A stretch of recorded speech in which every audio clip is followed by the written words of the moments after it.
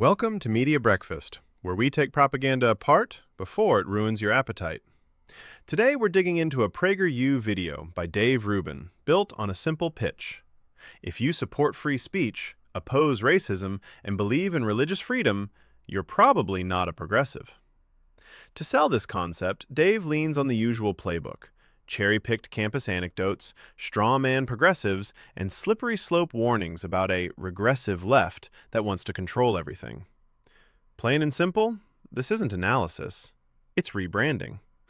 Stay tuned to see how Dave uses a popular rhetorical trick known as reframing to make his whole argument feel true. Do you believe in free speech? Do you believe that people should be judged by their character, not their skin color? Do you believe in freedom of religion? If you believe these things, you're probably not a progressive. You might think you're a progressive. I used to think I was. My show, The Rubin Report, was originally part of the Progressive Young Turks network. We open with Dave Rubin offering what sounds like a harmless little values quiz: free speech, judging people by character, religious freedom. Then he flips it. If you believe those things, you're probably not a progressive, and his own past with the Young Turks becomes Exhibit A in the betrayal. Listen to the structure here.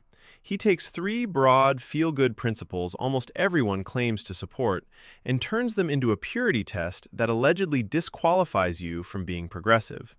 That's a textbook false dilemma plus hasty generalization. In reality, plenty of self-identified progressives will say, yes, free speech, yes, religious freedom, and then argue about hate speech, platforming, or discrimination at the edges. That's called politics, not exile. By pretending these basics are now exclusive to his side, he shrinks a huge, messy movement into a single cartoon villain he can dramatically break up with. It's like saying, if you like drinking water, you're probably not into fitness. All right, let's see how he sells the fall from grace story next. Progressives struck me as liberals, but louder. Progressives were the nice guys. They looked out for the little guy. They cared about women and minorities. They embraced change. In short, who wouldn't want to be a progressive? But over the last couple of years, the meaning of the word progressive has changed. Progressives used to say, I may disagree with what you say, but I'll fight to the death for your right to say it. Not anymore. Banning speakers whose opinions you don't agree with from college campuses, that's not progressive. Prohibiting any words not approved of as politically correct, that's not progressive. Putting trigger warnings on books, movies, music, anything that might offend people, that's not progressive either. All of this has led me to believe that much of the left is no longer progressive, but regressive. This is one of the reasons I've spent so much time on my show talking about the regressive left. This regressive ideology doesn't judge people as individuals, but as a collective. If you're black or female or Muslim or Hispanic or member of any other minority group, you're judged differently than the most evil of all things, a white Christian male. This is classic narrative simplification backed by cherry picking. He takes a few noisy campus controversies and upgrades them into proof that progressives, as a whole, have abandoned free speech. There's no evidence of some unified progressive plank that says, ban any unapproved words or purge all offensive ideas from society. The reality is a messy mix. Some student groups push disinvitations, others fight them. Some back trigger warnings, others criticize them. But complex internal debates over norms and safety doesn't sell as well as, my team used to fight to the death for your speech, now they're book-burning hall monitors. It's like judging all of higher education based on one viral video of a freshman screaming at a podium. Roll it forward. Now we get to meet his favorite villain, the regressive left. For these reasons, I can no longer call myself a progressive. I don't really call myself a Democrat either. I'm a classical liberal, a free thinker, and as much as I don't like to admit it, defending my liberal values has suddenly become a conservative position. So if you think people should be able to say what they think without being punished for it, that people should be judged by their behavior, not their skin color, and that people should be able to live the way that they want to live without government interference, then there's not much left on the left for you. This is outgroup demonization aimed at claiming the other side demonizes outgroups. Neat trick. He grabs some of the angriest activist rhetoric he's seen, then inflates it into a supposed doctrine where white Christian male is the final boss of evil. Frameworks like intersectionality do talk about how identity and power intersect, but they don't literally teach this demographic is evil by default. Plenty of left-leaning scholars explicitly say, don't essentialize individuals, while still talking about structural bias. Turning that into, they hate you personally, is emotional hijacking, especially if you're a white Christian guy who suddenly feels hunted instead of just one person in a complicated society. It's like treating one bad stand-up routine about dads as proof there's a global anti-father conspiracy. Let's keep going. Dave's about to turn all that into the oppression Olympics. The regressive left ranks minority groups in a pecking order to compete in a kind of oppression Olympics. Gold medal goes to the most offended. Martin Luther King Jr.'s dream that his children would be judged by their character and not their skin color was a liberal idea, but these days it's not a progressive ideal. And what about religious freedom, the idea that no one else can tell you what you have to believe? Surely progressives still support that basic right. Well, not so much. The Oppression Olympics line is a straw man with a catchy name. There's no official event where activists compete for the gold medal in victimhood. What actually exists are arguments over how different forms of discrimination stack and overlap. Boring, nuanced stuff. On MLK, most progressives still quote him constantly while also pointing out that housing, policing, and employment aren't magically colorblind yet. That's not betraying his dream, it's arguing about how to get there. And on religion, the fight is usually over where your freedom to act on your beliefs stops and someone else's right not to be discriminated against begins. Compressing all of that into "they hate religious freedom now" is moral nostalgia plus narrative flattening. It's like saying modern medicine betrays Hippocrates because doctors use MRIs. All right, let's see how he moves from vague religious freedom talk to gay wedding cakes.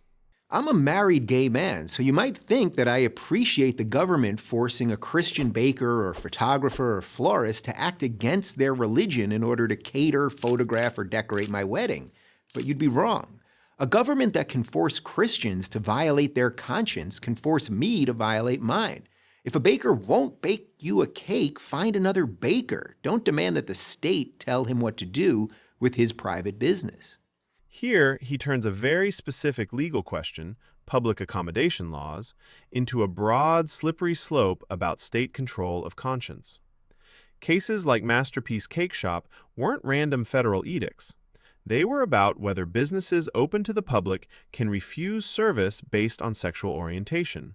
Same way they can't hang up "No Blacks Allowed" signs. Civil rights laws have limited discriminatory refusals for decades without turning into "the government can now force you to do anything." Framing enforcing anti-discrimination rules as telling him what to do with his private business ignores that open to the public has never meant free to discriminate however you like. The cake is doing a lot less work here than the rhetoric. Stay with it. He doubles down by bringing in the Little Sisters of the Poor.